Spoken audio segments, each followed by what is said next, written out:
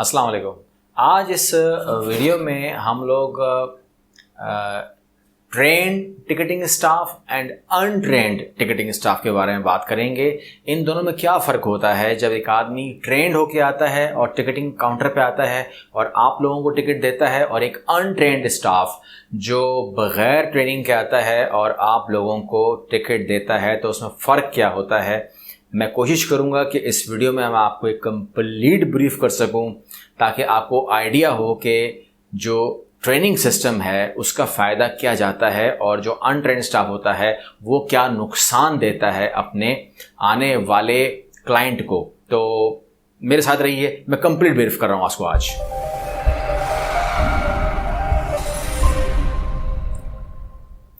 अस्सलाम वालेकुम, मेरा नाम कैसर है और मेरा ताल्लुक़ इसी डिपार्टमेंट से है, ट्रेनिंग डिपार्टमेंट से है। और मैं इस वीडियो में आज कोशिश करूंगा कि मैं ब्रीफ कर सकूं कि क्या फ़र्क क्या है।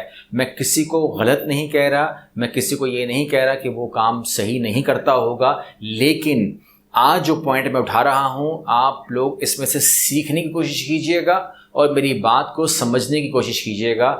होप करता हूँ, उम्मीद करता हूँ कि आप इसको नेगेटिव नहीं लेंगे, बल्कि आप इसको अपने फ़ायदे में लेंगे इस वीडियो को, क्योंकि मेरी हर वीडियो ही आपके फ़ायदे के लिए है, फ्री ऑफ कॉस्ट है, कोई चार्जेस नहीं है। तो लिहाजा ये वीडियो भी आपके लिए बहुत ही ज़्यादा फ़ायदेमंद होने वाली है। आप एयरलाइन स्टाफ हो, आप ट्रैवल एजेंट हो, या आप नए सीखने वाले हो, या आप इस फील्ड में दिलचस्पी रखते हो, याद रखिए कि ये वीडियो आपके लिए बहुत ही ख़ास है। सबसे पहली बात यह है कि जो गलतफहमी पाई जाती है हमारी इंडस्ट्री में, वो ये पाई जाती है कि जी जब आप एक बार काउंटर में बैठ जाएंगे, आपके सामने कोई जीडीएस रख दिया जाएगा तो वो ऑटोमेटिक काम करेगा और ख़ुद ब खुद फेयर निकाल के देगा तमाम चीज़ें। सिर्फ आपने उसको कमांड देनी है कि मुझे कराची दुबई का फेयर चाहिए और फेयर आ जाएगा, एंड दैट्स ऑल। इससे ज़्यादा की कहानी है नहीं। इतना आसान नहीं है, इतना सिंपल नहीं है, और जब तक आपको बेस नहीं होगी आप सही जवाब, मुतमईन जवाब नहीं दे पाओगे। आप इवन कि आप जर्नी का भी तयन नहीं कर सकते कि जर्नी किस तरह होनी चाहिए, और आपको जो मेन चीज़ नहीं पता होती, that is called global indicators. आपको ग्लोबल इंडिकेटर का नहीं पता होगा तो आप कभी जर्नी क्रिएट नहीं कर पाओगे। मैं 2-3 वीडियोस मैप के ऊपर बना चुका हूं, इसलिए मैं मैप के ऊपर नहीं जाऊंगा, लेकिन मैं आपको आज ग्लोबल इंडिकेटर की हेल्प से कुछ बात बताना चाह रहा हूं। जब आप वो मैप वाली मेरी वीडियोस देख लेंगे तो आपको जो है इस वीडियो में समझ में आ जाएगा कि मेरा मतलब क्या है। मैं लिंक दे दूंगा उसका, वो भी देख लीजिएगा। और शुरू करते हैं इस बात को कि ग्लोबल इंडिकेटर क्यों ज़रूरी हैं। मैं अपनी प्रीवियस वीडियो में बता चुका था कि जो वर्ल्ड है वो 3 हिस्सों में डिवाइड है। 3 हिस्सों में क्यों डिवाइड है? क्योंकि traffic conference area 1, traffic conference area 2 and traffic conference area 3 बनाया गया है, और तफसील से बताया है मैंने उसके अंदर कि जो ट्रैफिक कॉन्फ्रेंस एरिया 1 है, IATA की तरफ से बात कर रहा हूँ, ये नॉर्थ अमेरिका और साउथ अमेरिका का है, और जो ट्रैफिक कॉन्फ्रेंस एरिया 2 है इसमें यूरोप है, मिडल ईस्ट है, अफ्रीका है, और जो ट्रैफिक कॉन्फ्रेंस एरिया 3 है इसमें रेस्ट ऑफ द वर्ल्ड है। आई मीन टू से कि फार ईस्ट है, मिडल एशिया है, एशिया में जैसे पाकिस्तान है, इंडिया, भूटान, मालदीव, श्रीलंका, जापान है, कोरिया है, और उसके ऊपर एशिया जो एशिया का कवर आता है 60% वो है, और साथ में ही मिला लीजिए तो सेंट्रल एशिया है। Rest of the world adjusted Irelands हैं, ये तमाम के तमाम इसमें आते हैं। अब मामला यहीं से शुरू होता है कि जब IATA ने आपको ट्रैफिक कॉन्फ्रेंस एरिया दे दिए तो फिर उसके बाद आपको पता होना चाहिए कि ग्लोबल इंडिकेटर कैसे काम करते हैं, और अगर ग्लोबल इंडिकेटर समझ में आ गए तो you can create a itinerary for your passengers. यानी कि अगर वो एक से ज़्यादा ऑप्शन लेता है तो फिर आपके ग्लोबल इंडिकेटर इंडिकेट आपको करने पड़ेंगे, और आपको अपने सिस्टम से राइट फेयर पिक करना है, और राइट फेयर पिक करने के लिए आपकी अपनी अक्ल काम करेगी। GDS एक बेजान चीज़ है। यू कैन यूज़, जैसे आप कि अपनी मर्ज़ी से मोबाइल इस्तेमाल करते हैं, अपनी मर्ज़ी से लैपटॉप इस्तेमाल करते हैं, इसी तरीके से अपनी मर्ज़ी से GDS इस्तेमाल करते हैं। लैपटॉप खुद से या मोबाइल खुद से कुछ नहीं कर रहा होता, आप उससे करवा रहे होते हैं। GDS भी एक सॉफ्टवेयर है तो वो भी करवा के दे रहा होता है आपको। तो आपको पता होना चाहिए कि whenever we travel from TC area 1 to TC area 2, you are going from North America, South America, you are going from anywhere to Europe, Middle East और अफ्रीका, आपका ग्लोबल इंडिकेटर 80 होगा। याद रखिएगा, अब मैं जो बता रहा हूं स्टेप बाय स्टेप याद रखिएगा और मुकम्मल देखिएगा, वरना फिर जाया हो जाएगा वो डिफरेंस, वो बात जो मैं बताना चाह रहा हूं। तो अगर आप ट्रैवल एजेंट हो या एयरलाइन स्टाफ हो तो भी गौर से देखो इसको। तो अगर आप इस पार्ट से यहां आ रहे हो तो अटलांटिक ओशन होगा, क्योंकि नॉर्थ अटलांटिक ओशन ये रहा आपके सामने और साउथ अटलांटिक ओशन नीचे है आपके पास। एक मैप अपने पास ले लीजिए, परचेस कर लीजिए, इजीली अवेलेबल है, अपनी दीवार पे लगा लीजिए और जो मैं बात कर रहा हूं इसको गौर से देखिएगा। उसके बाद जो ग्लोबल इंडिकेटर है, मैंने कहा ये बनेगा 80, इसको याद रखिएगा। अटलांटिक, जब आप 1 से 2 में आओ या 2 से 1 में आओ, और जब आप 2 से 3 में आओगे और 3 से 2 में आओगे तो उस ग्लोबल इंडिकेटर को हम EH कहते हैं, क्योंकि जो आपका एरिया है, ये वाला एरिया जो है आपका, जिसको हम TC एरिया 1 कहते हैं, ये कहलाता है वेस्टर्न हेमिस्फेयर। ये वेस्टर्न हेमिस्फेयर है जो 0 डिग्री से इस एरिया का जो इलाका है, जो माइनस साइड है टाइमिंग के लिहाज से, वेस्टर्न हेमिस्फेयर है। और ये हमारा माइनस भी है, वेस्टर्न भी है और ट्रैफिक कॉन्फ्रेंस एरिया 1 भी है। जबकि रेस्ट ऑफ द वर्ल्ड जो है 0 डिग्री से इस तरफ, यूके की बात कर रहा हूं, GMT की बात कर रहा हूं, तो वो है वेस्टर्न, ये है आपका ईस्टर्न हेमिस्फेयर, जिसमें Europe, Middle east, Africa, Russia और ऑस्ट्रेलिया ये तमाम आते हैं। तो ये अगर आप इसकी बात करेंगे तो मैंने बताया आपको कि 2 और 3 दोनों ईस्टर्न में आते हैं, इसलिए if you travelling from 2 to 3 और 3 to 2 ये कहलाएगा EH। तो 1 से 2 में आपका हो गया 80 की ग्लोबल इंडिकेटर होना चाहिए। अब GDS कुछ भी बोल रहा हो, GDS कुछ भी बोल रहा हो, बट आपको देना है उसको 80 की रूटिंग वाला फेयर। और अगर आप यहां ट्रैवलिंग कर रहे हो तो आप उसको देंगे EH वाला फेयर, ठीक है। अब अगर पैसेंजर फॉर एग्जांपल न्यूयॉर्क में है, ठीक है, अगर पैसेंजर न्यूयॉर्क में है and they want to travel you can say Japan, Korea या कराची, अगर वो कराची आना चाहता है यहां से, तो आप उसे ग्लोबल इंडिकेटर क्या दोगे, कौन सा फेयर दोगे, उसके पास कितने ऑप्शन हैं। पहली बात तो दिमाग में क्लियर कर लें कि जिस तरीके की दुनिया नजर आ रही है, दुनिया ऐसी है नहीं। दुनिया ऐसी तो नहीं है ना, तस्वीर की तरह नहीं है। दुनिया कैसी है? दुनिया इस शक्ल की है, ठीक है, दुनिया इस शक्ल की है। तो अब आपको समझ में आएगा ये बात जो मैं करने जा रहा हूं आपसे। देखें, यूएसए में अगर आप हैं तो ये रहा यूनाइटेड स्टेट, ठीक है। अब अगर आप कराची आना चाहते हो तो अगर आप कहते हो कि मैं यूं आऊंगा, फॉर एग्जांपल यूं आऊंगा, तो फिर क्या होगा कि आप किससे गुजरोगे? अटलांटिक ओशन से। क्या बीच में आएगा? या यूरोप आएगा, या मिडल ईस्ट आएगा, या अफ्रीका आएगा, और फिर आप कराची आओगे।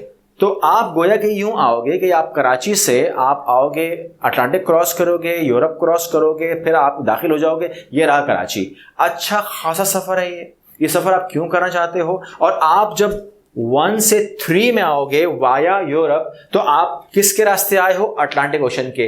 इसका ग्लोबल इंडिकेटर अटलांटिक ही काउंट होगा। ये अटलांटिक की रूटिंग है। मगर मुझे बताइए कि अगर आपने फॉर एग्जांपल कोई ऐसा एयरलाइन यूज़ किया है जो यूरोपियन कैरियर है, या जो मिडल ईस्ट कैरियर है, या जो अफ्रीकन कैरियर है, तो वो तो मैं मान लेता हूं कि आपको अटलांटिक से ही लाएगा। मगर क्या करें कि सिस्टम कह रहा होगा कि भाई ये अटलांटिक भी हो सकता है और पैसिफिक भी हो सकता है, तो कौन सा फेयर पिक करेंगे जब हमको ग्लोबल इंडिकेटर का ही नहीं पता होगा? तो लिहाजा वो ये कह रहा है कि रास्ता बताओ। रास्ता बताना और बात है, फेयर का वहां होना और बात है, और यहां पर आपका रास्ता को सही सेलेक्ट करना आपका काम है।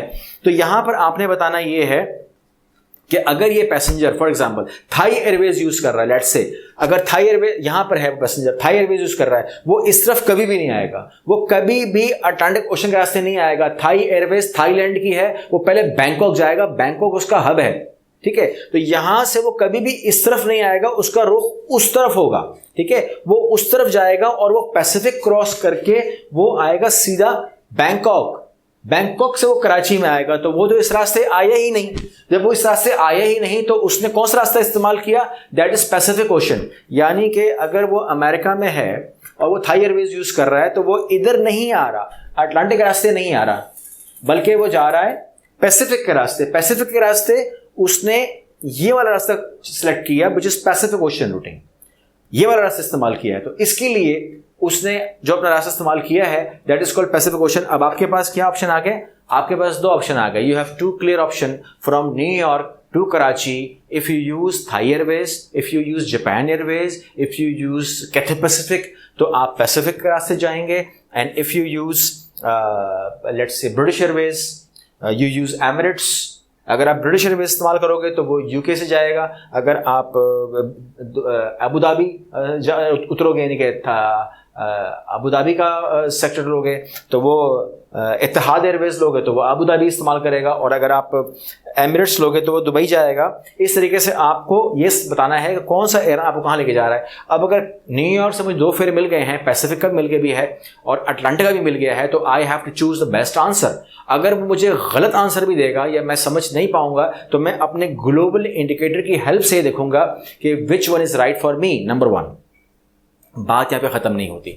मैं तो बात यहाँ ख़त्म करूँगा लेकिन बात यहाँ ख़त्म नहीं होती. वजह उसकी ये है कि यहाँ पर 2-4 इंडिकेटर्स नहीं है, 15-20 इंडिकेटर्स हैं. तो वो हम आने वाली वीडियोस में जिक्र कर लेंगे, कभी कवर कर लूँगा. लेकिन जो बेसिक पॉइंट है वो तो कम से कम आपको पता होनी चाहिए. आखिरी बात कर रहा हूँ. पैसेंजर ने कहा कि मैं न्यूयॉर्क से जा रहा हूँ, मुझे चलें एग्जाम्पल को रिवर्स करते हैं. आप कराची में हो, आप कहते हैं कि जी पैसेंजर कहता है मुझे सिंगापुर भी जाना है, मुझे लंदन भी जाना है. ठीक है, न्यूयॉर्क जाऊंगा मैं, मुझे इसमें सिंगापुर भी दो और मुझे इसमें लंदन भी दो. मुझे नहीं पता कैसे बनेगा लेकिन दो मुझे. आप सोचिए अगर आपको इल्म होता है ग्लोबल इंडिकेटर्स का, तो पैसेंजर है कराची में, उसको सिंगापुर करना है. अब अगर वो सिंगापुर जाता है तो कराची से वो निकलेगा सिंगापुर के लिए वापस, फिर यूके और यूके से वापस फिर वो जाएगा पैसिफिक के रास्ते कनाडा. यानी कि जिगजैग होगा, बहुत बड़ा जिगजैग है. 3 दफ़ा जिगजैग आ रहा है. मतलब ये हुआ कि जो मेरा रफ आइडिया है कि अगर ये फेयर होना चाहिए 1,20,000 का, तो ये फेयर आपका आएगा 4 लाख 5 लाख का. क्योंकि आप बार बार जिगजैग कर रहे हो, इसके ऊपर से यूँ जा रहे हो, फिर वापस आ रहे हो, फिर जा रहे हो, तो ज़्यादा 4-5 लाख का फेयर आने में क्या कोई शक होना चाहिए. लेकिन ऐसा फेयर मैंने कोट करते हुए लोगों को देखा भी है, मार्केट में कोट कर रहे होते हैं. बिल्कुल भी नहीं. ये गज़ब मत करें, ये हरकत मत करें. ऐसा करने से आप ऐसा लगता है कि जैसे आप एक्सपर्ट बिल्कुल भी नहीं है, आप कुछ भी नहीं है, तो कम से कम आप टिकटिंग स्टाफ तो हैं यार. ठीक है, तो कम से कम थोड़ा सा आदमी अगर ऐसा फेयर आ रहा हो तो थोड़ा सा बोले कि जी फेयर अवेलेबल ही नहीं है. आपका इनकार कर देना ज़्यादा अच्छा है बनिस्बत है आपके जवाब देने से ही प्रेस कर लें. लेकिन यहाँ पर आके सिर्फ आपको मैं यहाँ पर एक चीज़ ऐड कर रहा हूँ, वो ये कि अगर पैसेंजर बोले कि जी मुझे ये चाहिए, मुझे कराची से न्यूयॉर्क जाना है और मुझे चाहिए सिंगापुर एंड लंदन, तो आप क्या करें, आप उसे कराची से पहले ले जाएं सिंगापुर. कराची भी 3 में है, सिंगापुर भी 3 में है, तो ये हो गया EH. और जब वो जाएगा सिंगापुर से उसको आप ले जाएं पहले न्यूयॉर्क, लंदन लेके मत जाएं, तो वाया पैसिफिक क्रॉस करवाएं, उसको यहाँ पर ले आइए. वापसी में उसको जब आप ले आएंगे न्यूयॉर्क, तो वापस में कराची आना है तो अटलांटिक के रास्ते न्यूयॉर्क ले आइए और उसके उसको कराची ले आइए. तो ये जर्नी आपकी जो बनेगी ऐसे बनेगी. मैं आपको थोड़ा सा आइडिया दे देता हूँ कि आप कराची में हो और उसने कहा कि मुझे पहले सिंगापुर लेके जाओ, तो आप कराची में हो, आपको कहता है मुझे सिंगापुर ले जाओ, तो आप पहले सिंगापुर आ गए, ये हो गया नील हो गया. उसके बाद उसने बोला कि मुझे न्यूयॉर्क के साथ लंदन भी चाहिए, तो पहले आप उसको नॉर्थ पैसिफिक से क्रॉस करवाते हुए आप उसको USA ले आइए. और फिर आप देखें कोई जिगजैग नहीं आ रहा, मैं सीधे जा रहा हूँ. फिर आप नॉर्थ अटलांटिक क्रॉस करते हुए आप उसको लंदन में ले आइए और फिर सीधा आते हुए आप अमेरिका में कराची में एंटर हो गए. मैंने कहीं पर भी, आप इसको अपने उस पर देख लीजिएगा मैप के ऊपर, कहीं पर भी जिगजैग नहीं आ रहा. ये बिल्कुल एक राउंड शेप में एक जर्नी हो जाएगी. आपका फेयर वही आएगा जो आना चाहिए, विच मीन्स कि आपका फेयर जो है ये वही आना चाहिए जो 1,20,000-1,30,000 की रेंज में जो बनता है वही आना चाहिए. 4 लाख 5 लाख नहीं आएगा. लेकिन इसका जो वो है ग्लोबल इंडिकेटर, वो ज़रा दिमाग में रख लीजिए कि पहले आप पैसिफिक के रास्ते गए, सिंगापुर से न्यूयॉर्क गए, पैसिफिक के रास्ते गए, PA हुआ, और फिर आप न्यूयॉर्क के रास्ते आप लंदन से गुजरे हैं नॉर्थ अटलांटिक से.